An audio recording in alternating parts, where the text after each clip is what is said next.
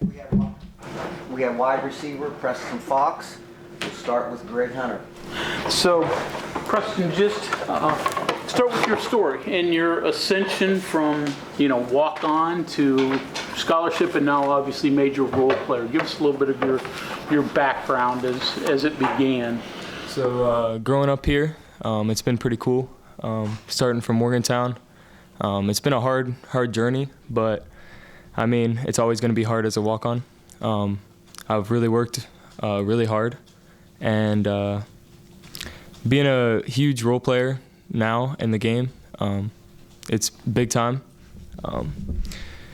I would just say big time. Like a lot of it was hard work coming in here, and then now they can just plug me in at any spot, and I do my thing. Were you bummed that you didn't get offers out of Morgantown High? And when you got here, how long did it take you to sort of realize you could contribute at this level?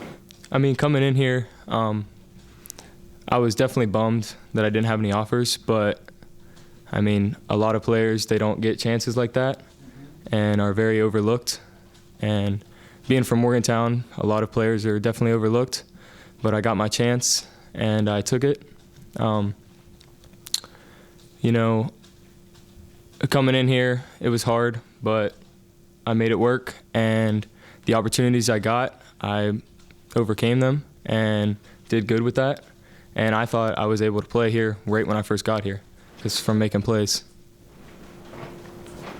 Was there a moment you said right away? Was there something in practice, a play you made, or something, strength room work that you realized you weren't any different than anybody else? I mean, I had to definitely get stronger and get bigger.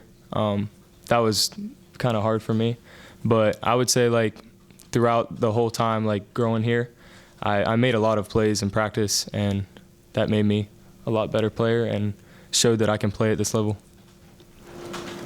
Preston, can you tell us about the catch you made early Saturday? I think it was the first touchdown drive on third down where, you're basically on your back catching the ball. So I was, we motioned over, and it was man coverage, and I made an in cut to go in on him, used my hands, and he kind of grabbed the back of my pads, and I slowly started to fall down. And as I was falling down, I saw the ball coming, and I just turned and jumped and caught it. And it was a big play, and that's what we needed to score. So. Do you ever get an easy catch? Usually I put myself in positions to make hard catches, but yeah, so I definitely get some easy catches sometimes. It seems like you're landing on your head every time. I know. Well, to Bob's point, sometimes there isn't a lot of separation, so you have to make those congested catches, right? Is that something you go in thinking, you're not a 4-2 guy, yeah. So you have to think that way and know that when you go into a game, I'm going to take a hit. I've got to brace myself and be ready for that. Yeah, always. I've always had really good hands, so I use that. I'm kind of quick, I would say. I'm not a fast guy at all, but just a little separation is all I need, and I can get the ball in my hands. You're not a walk-on anymore, I understand that, but it sounds like when you were climbing the ladder, you put yourself into just a bunch of different roles as you could, learning every position, catching punts. Do walk-ons have to do more than a regular receiver or a regular defensive back? Yeah, I would say as a walk-on, you really got to put yourself in positions to get any playing time. Through punt return, that helped me get on the field first. And special teams is the main key. If you want to get on the field, you play special teams. And that made my way into receiver and learning all the positions. It really got me to a point where I can play anywhere, and they can just plug me into any spot, and I can be in the game.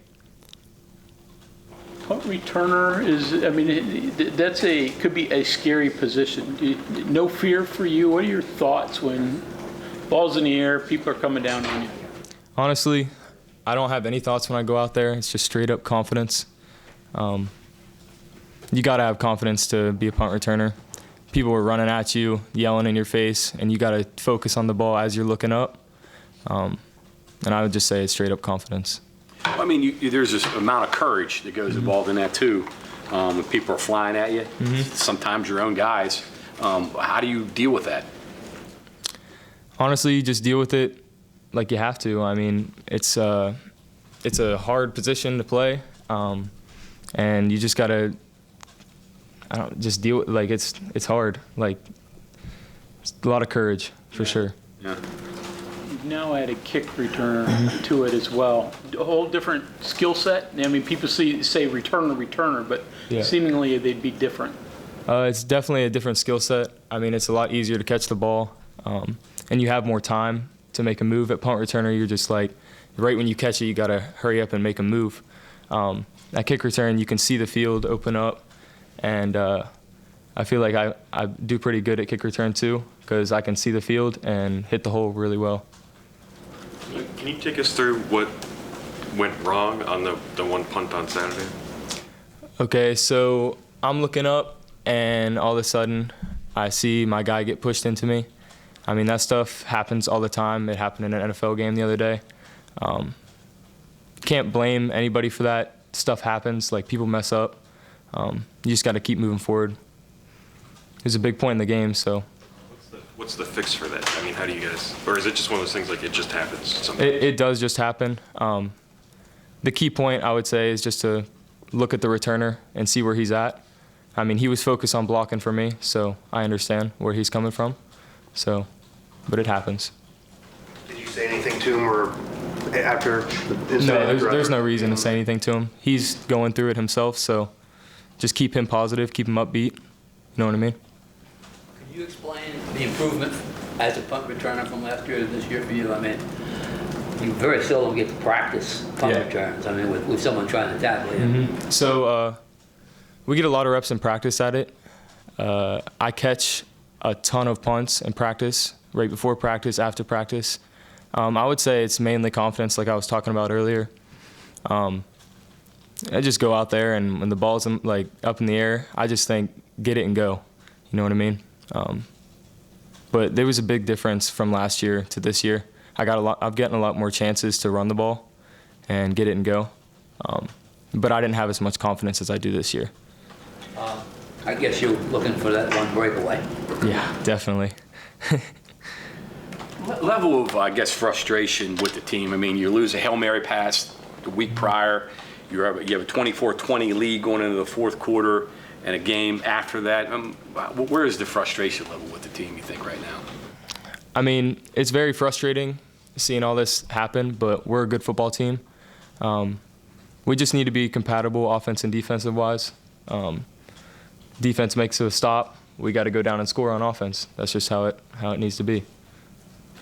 Life for a Morgantown kid different on this team than, other guys who are from all over, you, Nick, other guys. I mean, you're 5 minutes from home, 10 minutes from home, whatever. Is it different? Life is definitely different. I would say I get to see my family like 2 or 3 times a week, and it's all the other guys struggle with that. They don't get to see their family as much. I would say it's a big mental thing. Being able to see my family, it's good. Like, it's hard not seeing your family and people being away from their family. That's terrible for them. It sucks, but I really like it. So. You said when you got here you were ready to play, that you could have played when you got here. How frustrating was it to have to be that far down on the totem pole and know in your heart that you were better than that? I mean, it's really frustrating, but in those moments you just need to know that, like, adversity hits and things happen. You know what I mean? You just got to keep pushing forward and, like, keep working hard, because you're going to get your chance at some point. So. Did you ever get despondent? What was that? Did you ever get despondent or down? Yeah, I got down a lot on myself, and but honestly, I just kept working hard. My dad really pushed me to be the best guy I can be and hardest worker, so that's what I did. What's the team got to do to turn it around this weekend against Central Florida? I would say be more compatible with each other, offense and defensive wise. Like I said earlier, for sure.